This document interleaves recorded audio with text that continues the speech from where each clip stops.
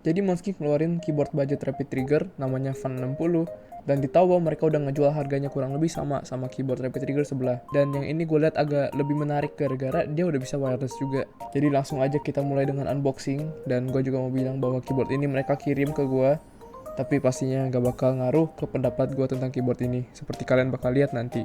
Box yang mereka kirim gue gini doang, seperti kalian lihat ada banyak brandnya Ako, karena Monskik itu sebenarnya sister brandnya Ako, jadi ya merek mereka udah lumayan besar juga. Di dalamnya ada kotak keyboardnya, yang di luarnya ada cover dengan desain minimalis gitu, dan di baliknya ada desain yang sama, cuman dia ada RGB-nya. Untuk ke kotak keyboardnya tinggal di slide keluar doang. Di dalam kotaknya ada keyboardnya langsung, yang dibungkus foam dan ada tutup plastiknya juga. Di bawahnya ada manual buat cara connect ke wirelessnya, dan beberapa indikator seperti baterai dan mode yang dipakai. Untuk kotak aksesorisnya bisa diangkat, yang gua nggak nyangka, tapi ini lumayan membantu buat lebih gampang untuk ngeluarin aksesorisnya. Di dalam kotaknya ada dongle, keycaps and switch puller, dan kabel Type A to Type C standar. Untuk keyboardnya biasa aja, nggak berat dan nggak enteng. Yang pastinya lebih berat daripada keyboard sebelah, gara-gara yang ini emang ada baterai karena dia bisa wireless. Dan bahannya ya masih plastik. Untuk finishing catnya juga bagus, menurut gue lebih smooth daripada keyboard sebelah. Dan di bagian belakangnya juga ada switch buat wirelessnya, dan ada flip up fit. Sayangnya di bagian bawah ini masih hollow juga, yang bukan di bagian baterainya pas gua ketok. Untuk desainnya dia basic banget, gak ada yang banyak gua komenin, cuman keyboard gaming 60% doang. Case-nya sendiri plastik standar aja,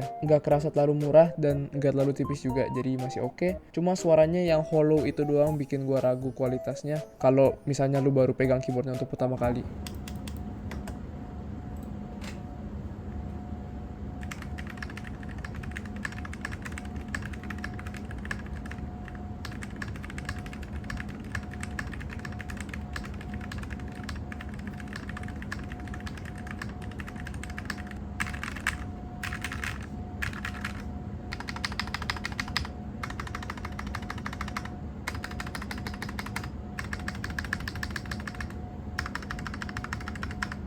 Lokasi portnya ada di atas kiri, tapi dari lokasi portnya aja, gua rasa ini bukan 60% universal kayak keyboard sebelah, gara-gara ya lokasinya nggak sama. Dan di bagian bawahnya, seperti gue bilang tadi, ada switch buat wireless, ada juga kayak incline gitu buat typing angle, dan isinya ini ya baterai, dan ada flip up fit juga. Yang varian gue dapet juga pakai keycap side print, yang mungkin kalian suka kalau kalian suka yang minimalis segala, tapi mungkin kalau kalian belum hafal tombolnya jangan beli yang ini. Mereka ada jual desain yang lain juga, jadi mungkin kalian bisa lihat keycaps lainnya. Untuk kualitasnya ya biasa aja, kualitas standar keycaps yang tembus RGB jauh kalah kalau lu bandingin sama keycaps custom, tapi gue bilang dia lumayan tebel, jadi masih oke aja. Untuk switchnya mereka pakai Ako Glare, switch Ako sendiri, dan mereka udah pakai box stem, jadi wobble-nya itu minim banget, udah nggak bisa dibandingin sama Gateron Jet yang banyak orang komplain tentang wobble-nya. Di bagian bawahnya juga udah tutup, jadi suaranya nggak hollow kayak switch-switch bawaan lain. Dan untuk suaranya sendiri sih menurut gue udah lumayan bagus, cuma gue masalah sama diffuser RGB-nya aja, karena kalau kalian pakai backlight putih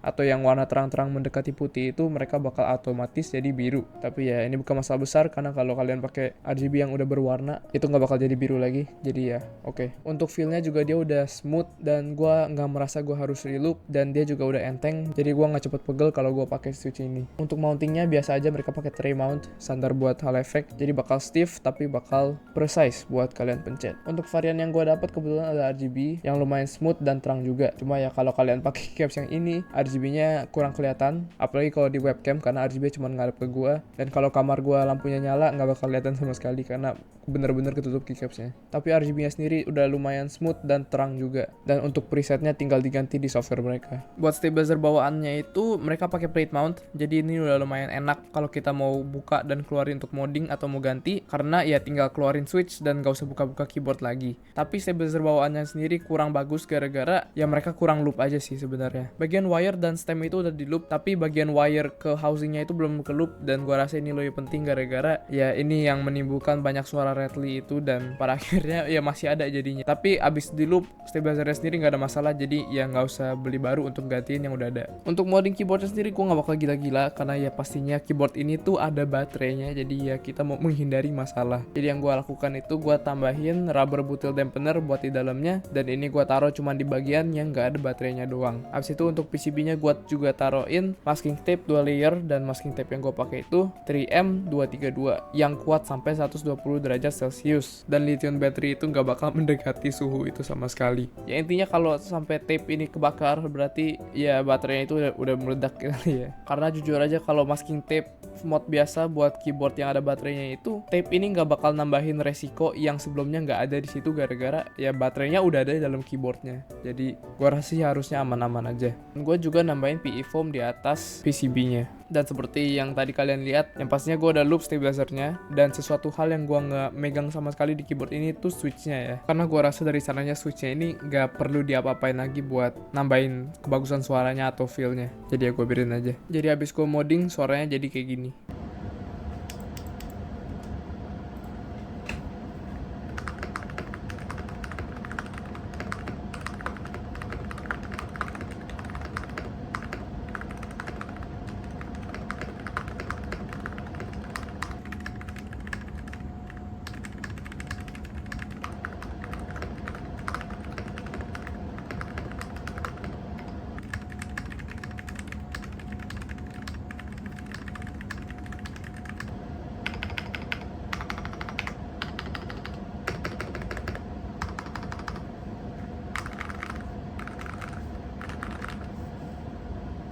Untuk software ya udah tinggal di web, jadi kalian gak usah download aplikasi, tapi kalian masih harus download drivernya buat connect ke web driver mereka. Untuk softwarenya sebenarnya oke aja, fitur mereka komplit, DKS, SnapTap, ModTap, dan lain-lain udah berfungsi dengan baik. Tapi ada beberapa hal basic yang gua rasa mereka masih kurang matang. Hal pertama itu remap keybind basic aja ya. Dan walaupun kalian bisa remap kayak biasa, caranya agak aneh sehingga gue sempet bengong berapa menit buat nyari cara untuk ganti misalnya tombol B jadi tombol N gitu ya. Dan ternyata lu harus pencet tombol yang ini, terus baru pencet key-nya tanpa kombinasi, dan itu cara gantinya.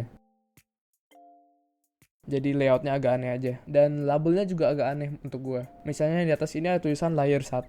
Tapi ternyata ini tuh bukan buat layer FN, tapi dia itu seperti profile buat main layernya. Dan kalau kalian mau ganti yang FN, itu ada di FN settings ini. Dan masalah gue yang lain dengan keyboard ini tuh lokasi FN key-nya yang nggak bisa diganti. Walaupun di main layer ini kita lihat FN key-nya bisa diganti ya. Jadi misalnya gue mau ganti ke ujung kanan itu bisa gue ganti. Tapi di FN setting-nya itu, tombol-tombol FN itu gue nggak bisa pindahin. Jadi misalnya walaupun FN key-nya udah gue pindah ke ujung kanan, gue nggak bisa ganti itu ke tombol lain. Jadi biasa kalau gue pakai keyboard 60% itu, FN-nya gue pindahin ke ujung kanan bawah, dan pinggir-pinggirnya gue bikin jadi arrow key. Tapi kalau di sini nggak bisa gara-gara ya FN key-nya nggak bisa dipindahin, itu gue bilang tadi. Dan ini gue rasa sih merupakan masalah yang lumayan besar, gara-gara jujur aja arrow key itu hal yang benar-benar dibutuhin, dan keyboard ini nggak ada cara yang praktis untuk make ini. Dan jadi gue juga sering kesel sampai gue ganti keyboard kalau gue nggak lagi gaming, cuman supaya gue bisa pakai arrow key itu doang. Jadi ya semoga ini bisa menjadi sesuatu hal lain yang bisa diupdate di firmware mereka nanti. Dan untuk masalah terakhir gue rasa ini tuh yang paling besar ya, itu adalah firmware-nya sendiri. Dan ini pengalaman gue ya,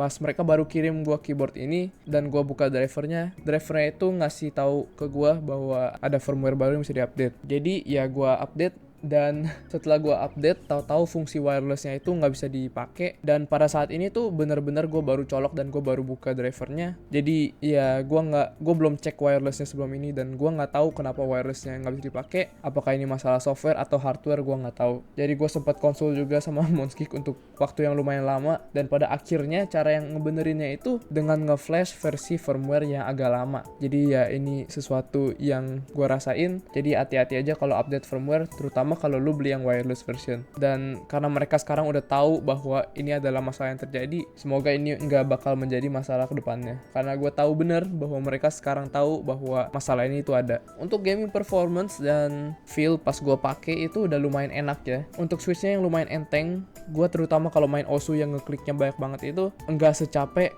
seperti gue main di keyboard hal efek lain ya. Dan pas gue pakai itu kerasa snappy, mau gue pakai wired atau mau gue pakai wireless lewat dongle itu masih aman. Dan untuk baterai gue udah pakai wireless kurang lebih selama semingguan, dan so far sih masih aman ya. Tapi gue sendiri nggak pakai RGB, gue cuma nyalain RGB yang escape button doang, jadi gue bisa lihat kalau dia ada indikator low bat. Tapi so far masih oke. Next buat harga, Keyboard ini harganya itu sama Mate 60 di Taobao, dan fiturnya udah lebih banyak. Terutama itu dia bisa wireless. Tapi ada juga masalahnya yang tadi gue bilang di software itu, yang gue rasa belum semateng software di keyboard hall effect lain. Tapi hal ini juga masih merupakan hal yang walaupun lu udah pegang keyboardnya, mereka masih bisa benerin dari sisi mereka. Jadi ya kalau kalian percaya dengan brand Ako dan brand Mondsgeek, gue rasa ini bukan masalah yang terlalu besar, karena ya at the end of the day kebanyakan masalah gue bilang tadi itu nggak fungsional selain yang terakhir. Oke, dan untuk hal yang terakhir, mereka bakal masuk ke Indonesia di bulan Februari ini.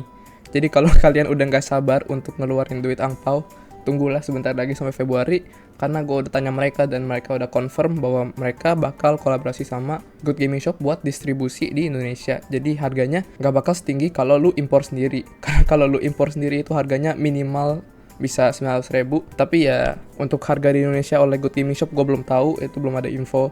Jadi ya semoga aja kalau keyboard ini bisa di sekitar 600 ribuan aja lah. Gue rasa ini tuh udah worth it banget dibandingin kompetitor lain. Terutama kalau wireless itu fungsi yang lu rasa lu bener-bener butuhin.